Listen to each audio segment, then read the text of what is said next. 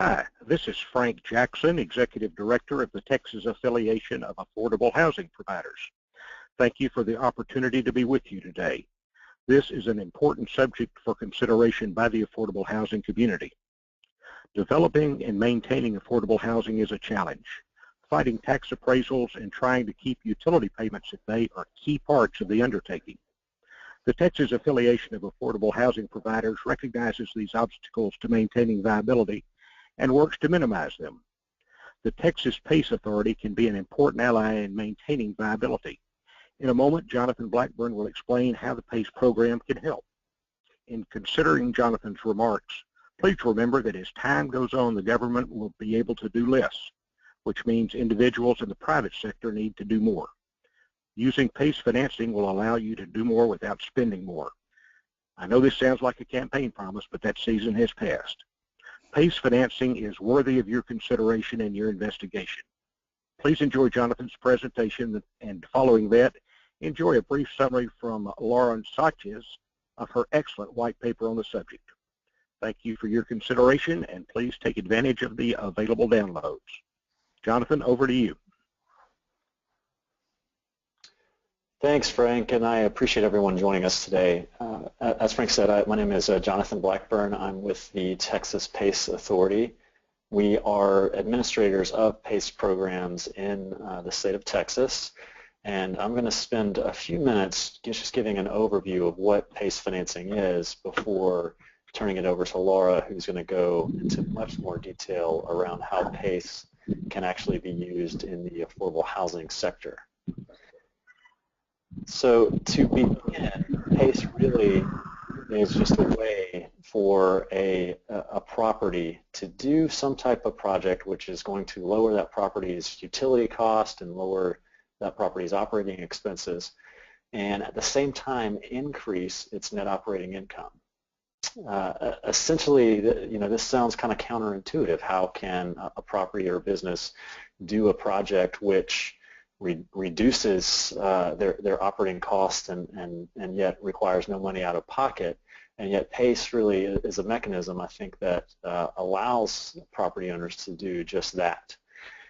There are a lot of details to PACE and to the program, but really from a very high-level perspective, PACE is just a way of paying for a capital project with no money out of pocket.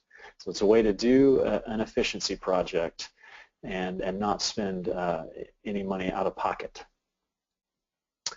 The value proposition for PACE is pretty simple. PACE is a long-term financing mechanism that covers 100% of the cost of the efficiency project, and it's for projects that pay for themselves. And what I mean by that is that it's for projects that generate an ROI through reduced operating costs at a property, meaning that it lowers that property's utility cost, lowers that property's maintenance and ongoing operational cost, and thereby generates that ROI. PACE is available for very specific technologies, and from a very high level, PACE is available for technologies that reduce energy or water consumption or demand, or are technologies that generate electricity or energy on site. The most common technologies we see in Texas are things like mechanical upgrades, so HVAC systems, LED lighting, solar is very popular, water conservation measures, building envelope improvements, things like roofing and insulation and windows. Really, if the technology reduces the energy or water consumption or demand of the building, then it is likely eligible for PACE financing. From a very high level, PACE is available for commercial property, including the affordable housing sector. PACE is not available for government-owned property, for single-family residential, and for new construction. It really is a retrofit program designed to retrofit existing properties and make them more efficient. What I'd like to spend a couple minutes doing is just talking through the value proposition of PACE and give a couple of examples of how PACE can be used. really the case for PACE is very simple. Efficiency projects are notorious for having high upfront capital cost, and PACE eliminates that problem or solves that problem. And the theory behind it is simple. You can do a project that reduces utility costs and produces a utility savings, and if that savings is greater than what the cost of financing is, the delta or the difference between what you save and what you are paying on debt service is cash flow, an increase to net operating income.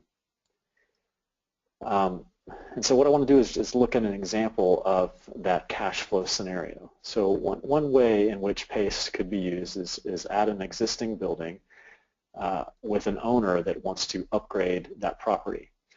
And what I'm showing here is a scenario where an owner is looking at a $1.1 million efficiency upgrade to that property. That upgrade is going to generate savings of about $125,000 a year. Now, under a traditional self-funded scenario where you are paying cash for that project, the payback on that project, as you can see from that yellow line, is very long. It's over 8 years. From a cash flow perspective, that's not within the metrics that most property owners are looking at when they're evaluating how can they spend their limited available capital. Another option that property owner might have is to look at a short-term conventional financing, which is represented by the red line. In that scenario, they have used a short-term financing from a bank.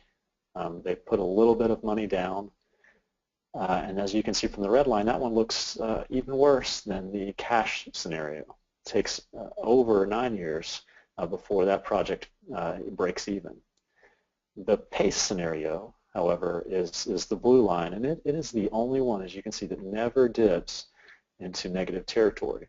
It offers a modest but very real cash benefit from the very beginning, because what that owner has essentially done is done a project that has generated more in savings every year than it's cost them on debt service.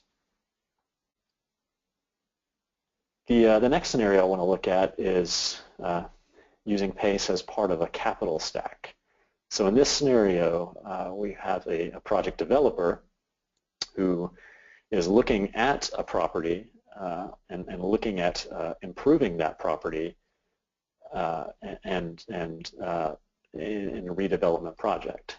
Now, the traditional financing of projects like that is, is shown on the left, and I know this is a little bit simplified, but essentially what will happen is in a redevelopment project, the developer will look at taking out some amount of traditional debt, which has a fairly low interest rate, and they will supply the rest of the capital required through various sources of equity, whether it's themselves or through raising outside equity.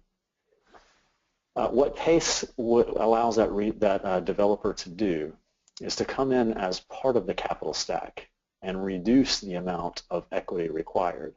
So you can see from the right, what PACE has done is displaced some of the outside equity that developer had to raise at a much lower hurdle rate. So what that developer essentially has done by using PACE is lowered the overall cost of capital, the WACC, the weighted average cost of capital, fairly substantially. Now, PACE in Texas, my organization, the Texas PACE Authority, we are the administrator, as I mentioned, of PACE programs in Texas. PACE is entirely private financing, so the entities that are loaning money on these projects are the private sector.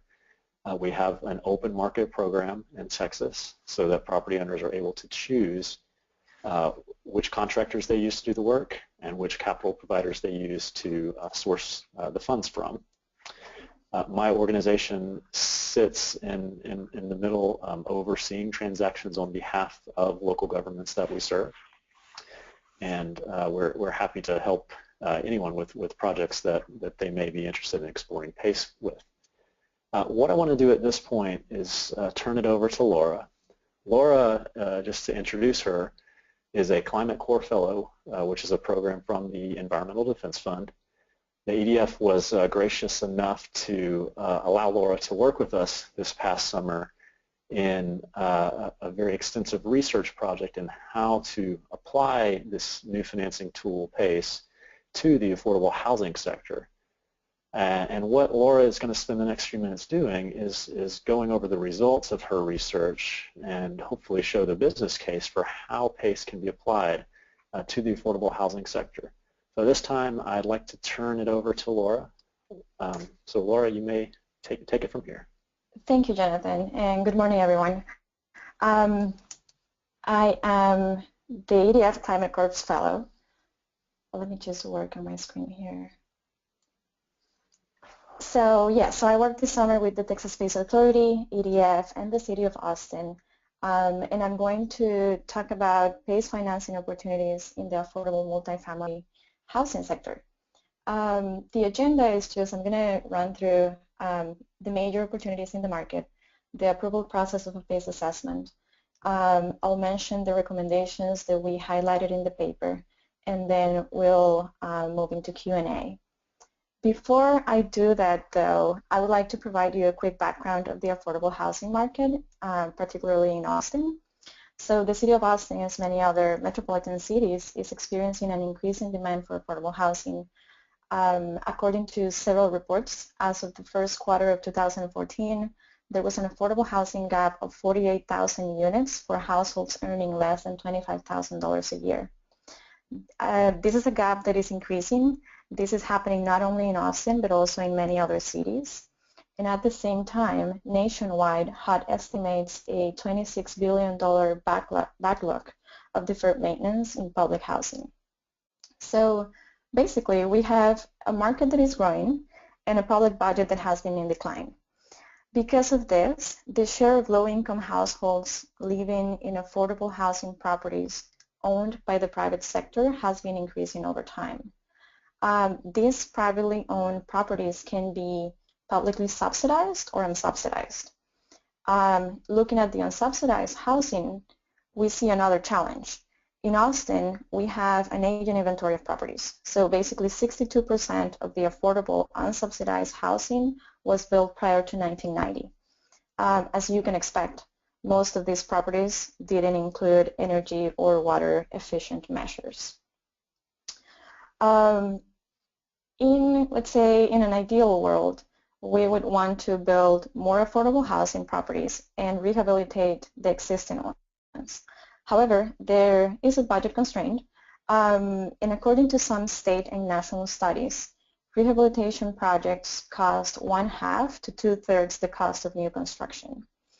So PACE is a great financing tool that property owners can leverage to cover the cost of energy and water efficiency investments. A question that we might ask is, why would we invest in energy and water efficiency in this type of properties? So basically, when we talk about housing costs, this includes not only rent, but also utilities. And high utility bills, especially in this sector, can leave families without their utility services, especially in the summer months when utility bills go up significantly and some families cannot pay their bills. Also, high utility bills can drive operating expenses up through higher maintenance and turnover costs. So investing in energy and water efficient solutions has many different benefits. So beyond the environmental benefits that we can expect, it makes housing more affordable, it improves the living condition of tenants, and it also increases the bottom line profitability of property owners.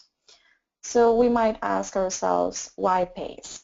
Jonathan already covered how PACE compares to other tools, so this is just a quick summary of other important points.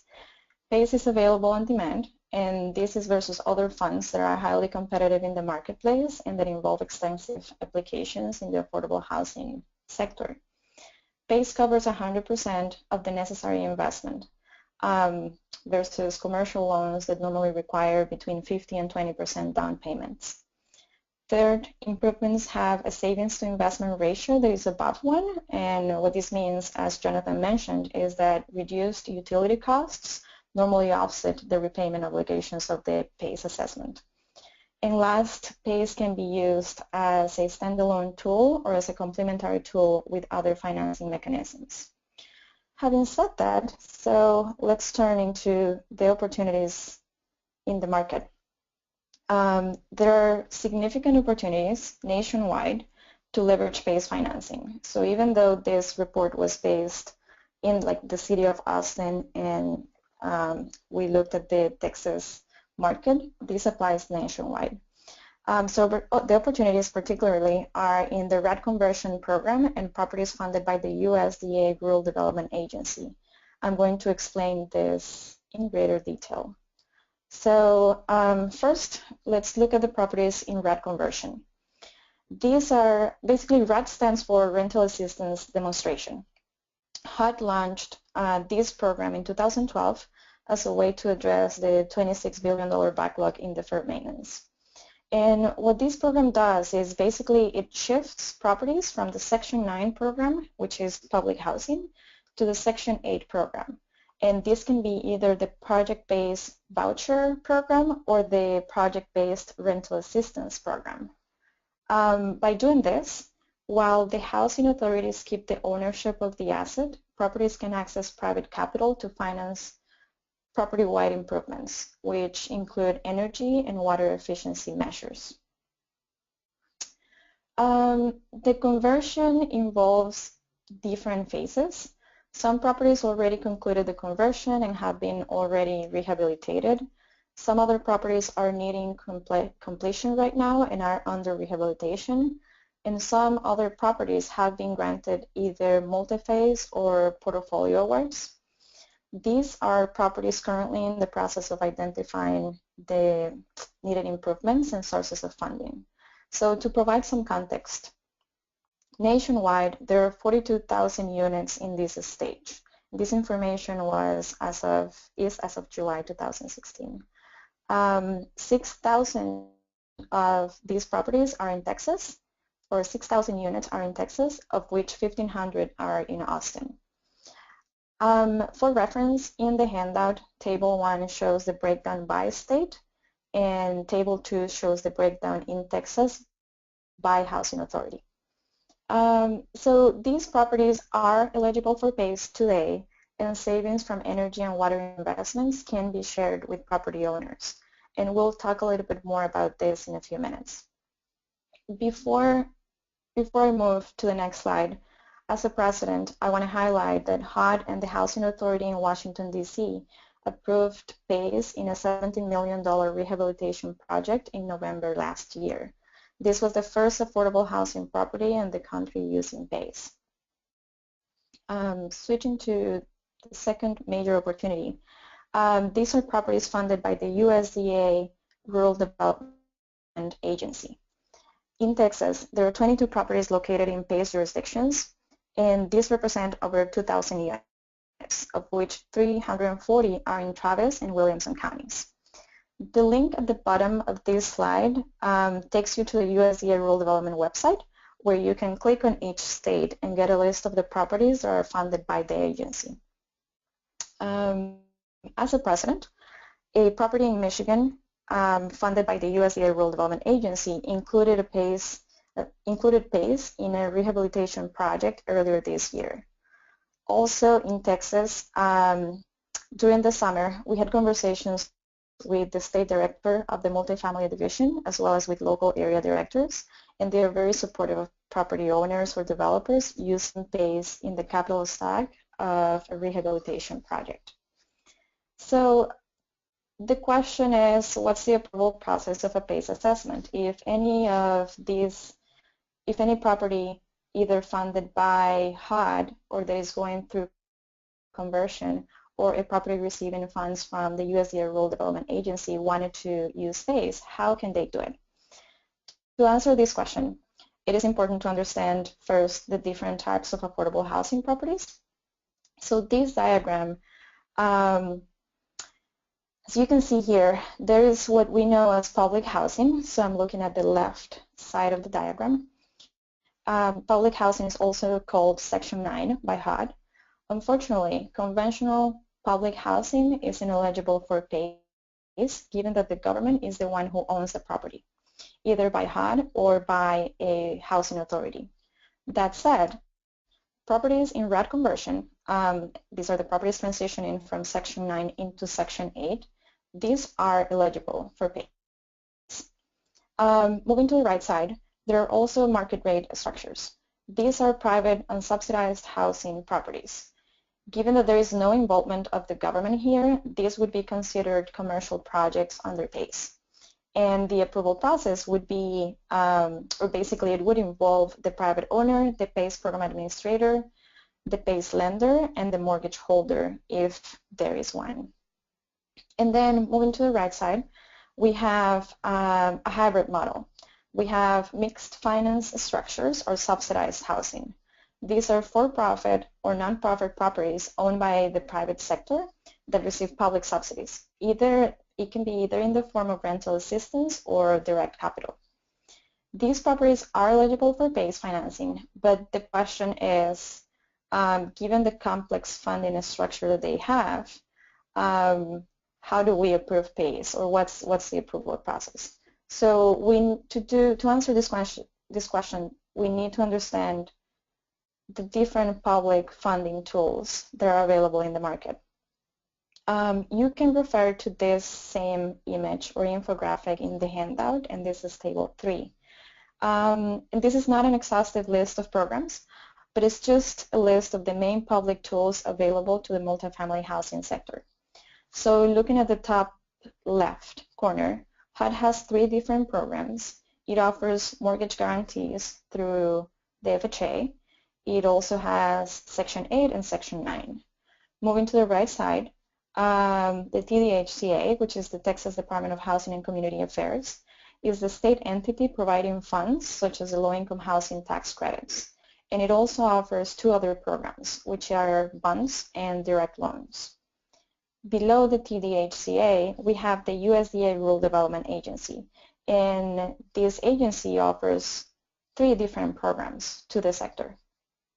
And last, we have funds at the city level for similar purposes. So the entities shown here are for Austin only. So this is the Neighborhood Housing and Community Development and the Austin Housing Finance Corporation. So basically, PAYS can be used in properties receiving any of these funds, but the approval process would vary depending on the program and the entity involved.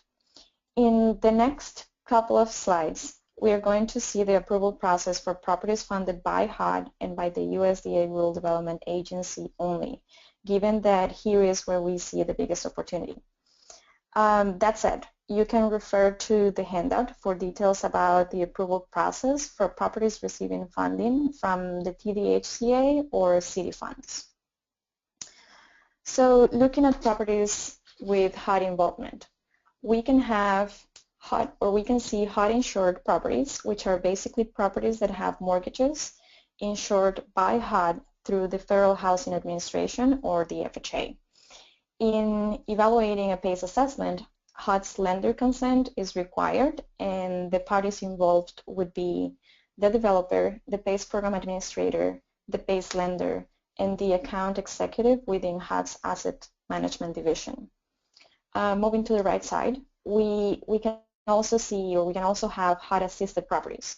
And these are properties in the Section 8 program receiving rental assistance through the housing authorities, through a housing authority, or through a PBCA, which stands for Performance-Based Contract Administrators. In these cases, lender consent from the PHA or the PBCA is required, and the parties involved would be the developer, the PAYS program administrator, the PAYS lender, and the PHA or the PBCA. By PHA, I mean the Public Housing Authority. And these entities would be the ones seeking approval from the account executive within HUD's Asset Management Division. Switching to USDA Rural Development. In properties funded by any of the programs offered by the USDA RD agency, lender consent from USDA Rural Development is required, and the parties involved would be the developer, the PAYS program administrator, the PAYS lender, and the local agency. And this would be, the local agencies would be the ones reviewing the paperwork and submitting it to the state Rural Development Office, which would seek approval from the national office. So as I mentioned previously, USDA Rural Development state and local directors are very supportive of PACE. In addition to the deal that occurred earlier this year in Michigan, the PACE program administrator in that same state is currently working with USDA seeking approval for 6 additional properties. So as I mentioned previously, PACE can be used in properties that involve not only HUD and the USDA Rural Development Agency, but also in properties that involve the TDHCA and or city funds. So you can refer to those in the handout for more details. So what are the key takeaways regarding the approval process of a PACE assessment? First, the property's current financing structure matters. Identifying who is the mortgage holder and mortgage insurer, if there is any, determines the approval process. Second, identifying the type of property is similarly important and for the same reasons. The approval process varies depending on the property type, whether it is a public housing, market rate, or subsidized housing property. And last, savings can be shared with property owners, and this is even when there are utility allowances in place. And why do I mean with this? Looking at the next slide. Basically, the economic incentives to pursue investments in energy and water efficient solutions vary depending on the utility allowance used. In many cases, particularly properties in RED conversion and USDA Rural Development funded properties, the savings from lower utility bills can be shared with property owners. In some other cases, however, the savings go to tenants or the public agency providing the subsidies. And this literally disincentivizes property owners from investing in efficiency. One of our recommendations, which I'll cover next, refers to this. So finally, our recommendations are addressed to governments mostly, and this is at the federal, state, and local level. So first, issue FHFA guidance. The Federal Housing Finance Agency insures through Fannie Mae and Freddie Mac about 75% of the properties in the sector. In 2011, they issued a ban on single-family properties with PACE assessments, but did not address the multifamily housing sector. While in their website they say that PACE can be used in multifamily properties, there are no guidelines about this. And we tried to communicate with them but could not get details on this. So this brings us to the second recommendation, which is leverage PACE in non-FHFA insured properties today. So these are properties insured by HUD or by other entities. And as I mentioned previously, there are precedents nationwide of HUD and the USDA Rural Development Agency working with PACE. Third, reform the utility allowances calculation methodology. And this is basically that there are different methodologies to calculate utility allowances. The one used by housing authorities doesn't incentivize property owners to invest in efficiency measures because savings go to tenants, or in some cases the entity providing the rental assistance, which is the housing authority. In addition, the calculation uses an average or an inventory of properties and is not site specific, which also creates other problems that should be addressed. And you can refer to the white paper, the report that was published, which has a lot of details on this. Fourth, modify the Texas PACE Act, and this would be to include government-owned properties in new construction. And the last three recommendations are to local governments. So lead by example. Basically, some property owners are reluctant to use innovative financing tools such as PACE because of approval hurdles imposed by government agencies providing subsidies. So we believe that there have to be clear guidelines for the approval process of a PACE assessment from government entities. Number 6, combine efforts and funds. And by this I mean there are many great papers identifying properties that we should prioritize, and there are also various tools at the city level such as rebates and grants that developers can use, and PACE could be a great complement to this. Last, the opportunity. Through the EDF Climate Corps program, cities can have fellows identifying the opportunities in the market to invest in energy and water efficiency, which, as we mentioned at the beginning, would improve not only affordability, but also the life of tenants and the bottom line profitability of, or the bottom line of property owners. So with that, I think we'll switch into Q&A.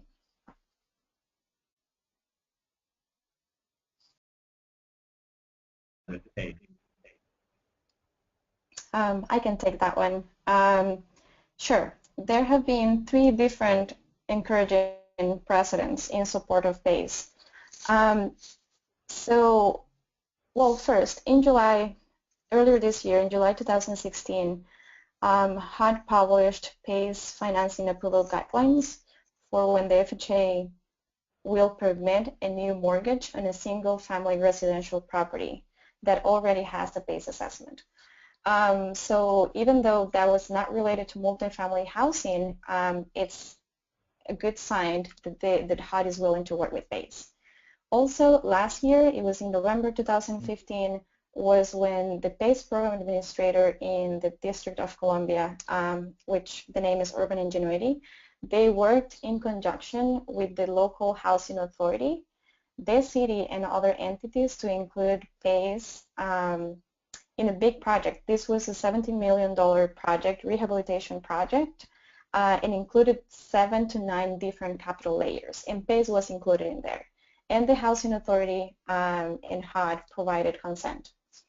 And the last one, even though it only applies to California, this was in June 2015, HUD published PACE financing approval guidelines for multifamily housing properties in the state of California. So I would say the answer is yes. There are many different examples where HUD and PACE have worked together, but we still need more, let's say, clear guidelines about this. Thank you, Laura. So we have a couple of comments on how to get copies of the handouts of the presentation. A couple ways you can do that. You should be able to download PDFs from the GoToWebinar portal directly. If you can't get that to work, we will be emailing them out to all attendees afterwards. So if you're not able to download it, just hold tight and we will send them out later on. So the next question, what are the going rates for the program and how are they determined? Laura, if you don't mind, I think I will answer that. Sure. And, okay. Laura, do you mind if, can you mute your computer while I'm speaking, if that's okay? We're getting a little bit of feedback. My computer, sure. Or the, okay. So the question is, what are the going rates? So really this is a private financing program, so interest rates specifically are going to be determined by the particular capital provider based on a number of underwriting criteria. So really, you know, there's not a set standard. Typically, we're seeing rates, you know, anywhere between 4.5% to 6.5%. But that is, you know, by no means is that, you know, set in stone. The next question: what is a typical dollar size of PACE financed projects? So I will answer that, and Laura, if you want to chime in, that will work as well. So typically, you know, there's a wide range of dollar sizes that we've seen nationally. You know, the typical size could be anywhere from $100,000 or even less in some cases to several $1 million. So there, you know, the size of the project really is going to be driven by, you know, a multitude of criteria. And, you know, different PACE capital providers have different, you know, ranges and dollar sizes that they're looking I would add something to that, and it's just like how PACE compares to energy performance contracts. In the market, normally energy performance contracts cover projects that are very big, like $5 million projects. So I think that's a key differentiation of PACE on how PACE can be used on smaller projects and has lower fees. Okay, thank you. So the next question, Laura, for you, has the federal government been approached about using PACE financing for ESCO projects? Not that I know about that. So this is related to energy performance contracts. So what happens with energy performance contracts is that ESCOs, which is like energy service companies, these are like the third-party companies that come in and do the invest, or they're the ones covering the efficiency costs. There hasn't been conversation, I think, between PACE and the ESCOs and how these would work together. But the main difference there is that these would work, ESCOs work with larger projects.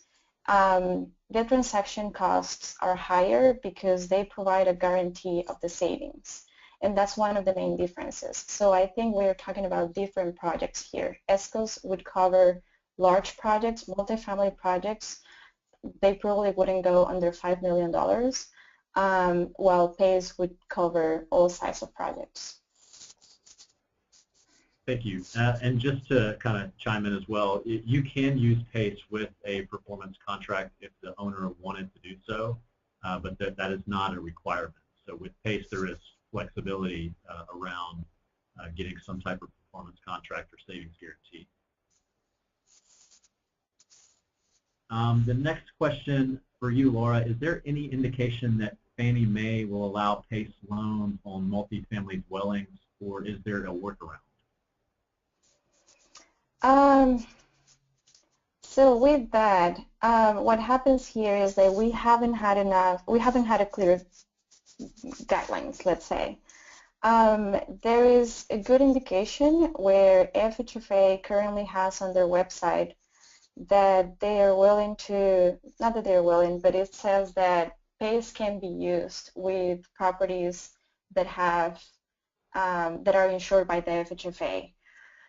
But it says that additional requirements are needed, or that there are specific requirements for this, but there isn't any information about that. So we tried to communicate with them, but we couldn't. So I don't know if perhaps Charlene, that is also in the line, I don't know if you want to add details on that. This is Charlene Huttinger with the Texas PACE Authority, and we are waiting for guidance that had indicated earlier at the federal level that guidance would be forthcoming, but we're still waiting for it.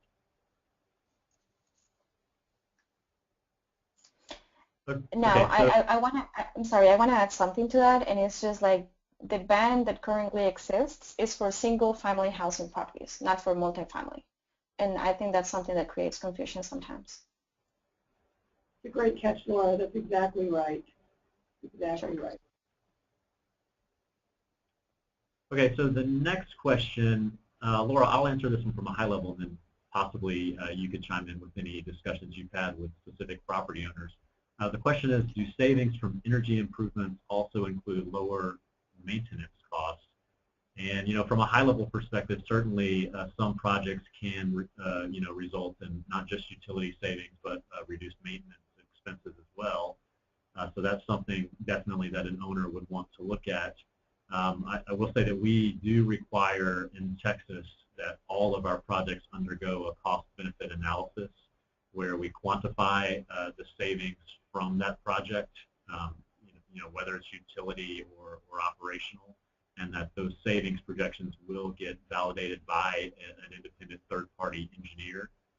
So we really are taking a very, we are kind of raising the bar in terms of are our projects really going to deliver the savings that are claimed. So Laura, maybe you want to comment on that from any specific property owner perspective you've heard? I don't have anything specific to add other than in terms of like the maintenance costs, at the end is going to depend a lot on the property, like the specific property, how long ago it was built, specific characteristics of the property. But definitely having or investing in energy and water efficiency, it's going to lower not just the utility bill, but it's also going to benefit the property owner because of many like maintenance costs or even turnover costs. And this is with conversations with property owners that we have had. Okay, Laura, is there any evidence of what type of projects are more PACE friendly? Yes, I would say the simpler the funding structure, the better. So of course, if we go with a property that doesn't have any outstanding debt, that's great. We wouldn't need mortgage holder consent, or there wouldn't be a mortgage insurance in the property. So that would be definitely the easier, let's say, scenario. It also depends on the entities involved. So I would say from my experience, I found very easy to work with the City of Austin, local entities in the City of Austin, particularly it was the Austin Housing Finance Corporation, the AHFC. They are normally the ones, if there is a mortgage in the property held by the local government, it would be through them. So they would have to be the ones approving any PACE assessment, and they are on board with PACE. So at the city level, I found that to be definitely an advantage. And also USDA Rural Development. I found them very, very open to the idea of using PACE. So I would say those are the, let's say, like the simpler structures. When either HUD or tax credits are involved, that's when it gets more complicated, but it's not impossible.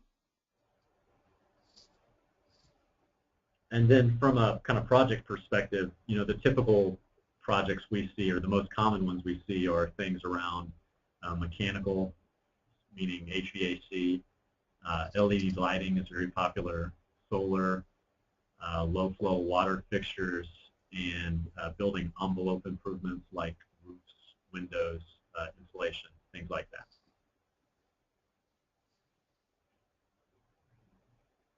I want to highlight something here. I think I was trying to keep my presentation short, and I didn't talk about this, but I think it's important to highlight. There are different entities at the local level that provide rebates and provide grants for these type of programs. So PACE can be a really good tool just to complement these type of programs that are already available, because sometimes they do have certain requirements, or they do, like local programs can say we provide weatherization programs, but this doesn't cover on-site generation investments. And that's where PACE could come in and provide like an advantage, or definitely it would definitely add value to the property owner.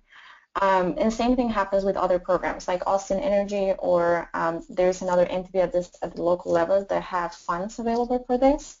But sometimes they have restrictions on how you can use those funds.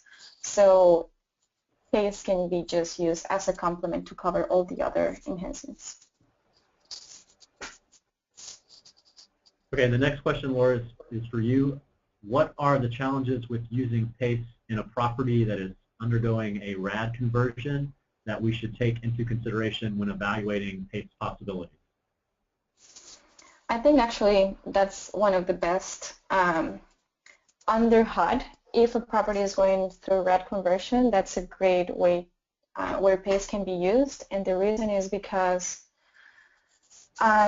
these properties, different from the other properties under HUD, can share the economic, they can share the utility savings with property owners. And this depends on the program that they are transferring to.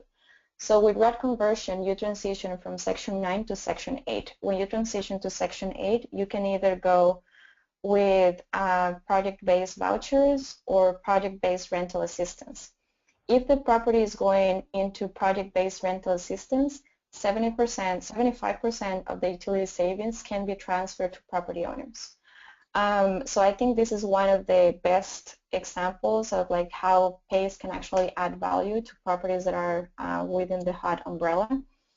The challenges there, I would say, from my experience, I was able to talk to the RAD policy advisor at HUD, and he was extremely helpful. I don't see big challenges just because the conversations with him and how it would work and things seem very, very, let's say it was like a clear, streamlined process. But conversations would have to be with a specific account executive within HUD. So in the paper, whenever we are talking about RAD conversion, we have in the source, in the references, we have there the information, the contact information of the person that we talked to at HUD, the RAD advisor policy. So I think this varies on a case-by-case basis depending on who is the one in charge of that property within HUD. But it would be interesting to I would say that there is not a straight answer. The challenges depend on the property and who is the one in HUD overseeing that property. And maybe I didn't answer this completely. It's not that clear, but that person can just email me and we can have a conversation offline. Laura, I'd also like to add that there's a lot of effort within the PACE community to assist with these kinds of issues, and there are a lot of conversations from the PACE community with the federal housing folks to try and facilitate the use of PACE, and so there are resources here in Texas with the Texas PACE Authority and with our counterparts to help. So if someone is pursuing that, pursuing the use of PACE in a RAD conversion, I would really encourage them to talk to their PACE administrator to see what assistance they can get on this end in terms of policy. Thank you, Charlie. Okay, any other questions? We'll give it just a few more seconds before we wrap up.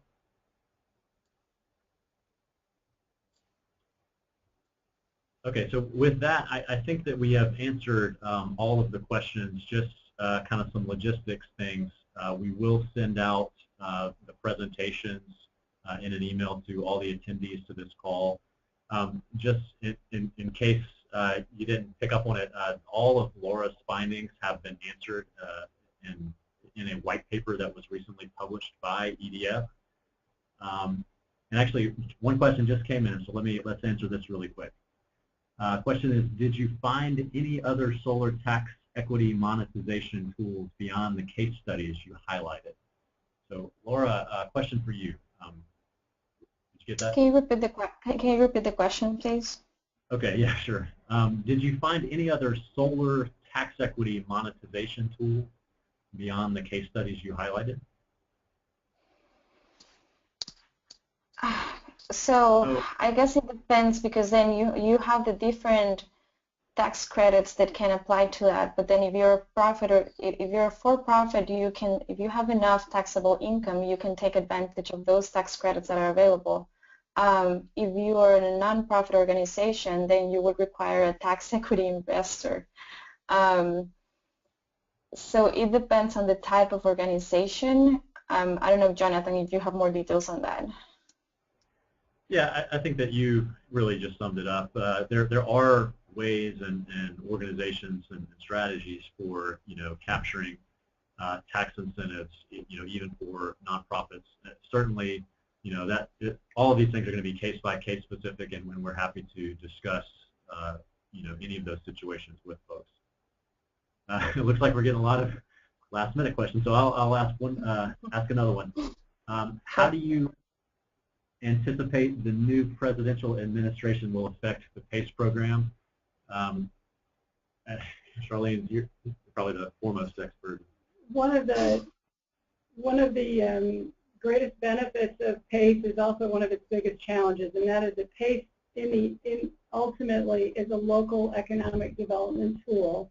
that a local community can choose to create. And since it is a local tool, it's relatively unaffected at the federal level, except to the extent that it crosses federal interests. So, for example, locally, we are expanding PACE in Texas very successfully, and because of a lot of wonderful volunteers, it's being expanded in a uniform way, and to the great benefit of everybody who wants to participate in Texas. Having said that, where it's not uniform, it can be challenging for everyone. That's really not a federal issue. The federal issue comes into play with banking regulations and protections of investors and protections to property owners that the federal government handles from a different perspective, not an energy efficiency, water conservation perspective, but from an investment perspective. And clearer lines of communication would be welcomed by everyone. Clearer guidance would be welcomed by everyone. Because the FHFA is an independent agency, I'm not really sure that a change at the presidential level will matter that much, but it can matter with HUD and USDA and those programs run from within the executive branch. But I left my crystal ball at home today, so I'm afraid I'm not going to really be able to make any projections that would have any validity whatsoever. But we are sensitive to opportunities for change, and everyone is looking for guidance in this industry and make it easier. And our goal in Texas is to make PACE easy and commonly used, and so we're looking forward to the day when that happens. If I can add something to that, it's just to highlight that PACE is used in projects that pay for themselves. So utility savings are normally greater than the repayment obligations, so we are not using any government funds to do this. Just that's an excellent point. And in Texas, we don't use bonds or government funds. These are private investors, and they who provide the funding for PACE projects, and there's a tremendous amount of underwriting that goes into that, and so by its very nature, it promotes consumer protection. We also require that the savings on these projects exceed the cost of the repayments, the cost of the financing over the life of the assessment. So again, another consumer protection. And third, there's one in the Texas PACE statute that very much aligns with federal concerns, and that's that if there is a mortgage on the property, you need the written consent of the mortgagee, because PACE is a senior lien that jumps ahead of the mortgage. And so we've been very respectful of that and worked very closely with the mortgage community, and that written consent is something that aligns very well with what the federal government is looking for. And Laura, you mentioned earlier that the FHFA bans on the use of PACE does not apply to multifamily housing, and in Texas that's particularly it aligns nicely because we require written consent to protect the interests that the FHFA is concerned about. So that those issues are kind of off the table, should not be a problem with multifamily housing.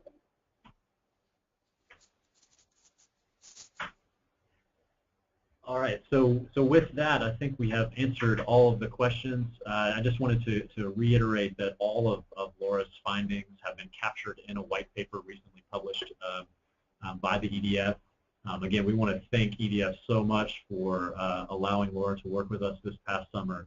Her work, I think, really has done wonders for kind of lifting the veil on what is a very complex sector and kind of illuminating some PACE opportunities that traditionally have kind of been overlooked. So with that, Laura, do you have any final comments before we close the webinar? No, not really. Thank you, Charlene, and Texas Space Authority and EDF for the opportunity, and I'm happy to answer any questions after this through email or phone. And Laura, I'd like to thank you, Laura Sanchez, who just did an outstanding job this summer, and we'd like to thank EDF and the Climate for Fellows Program for making Laura available to us. But we're just extremely thrilled with the quality of your work, Laura, and the enormous effort you put into this project. We hope to see folks in the audience begin to really study this tool, and we're available to help in any way we can. Thank you. Thank you, Charlene. And with that, thank you everyone for joining. Have a great rest of your day, and happy Thanksgiving.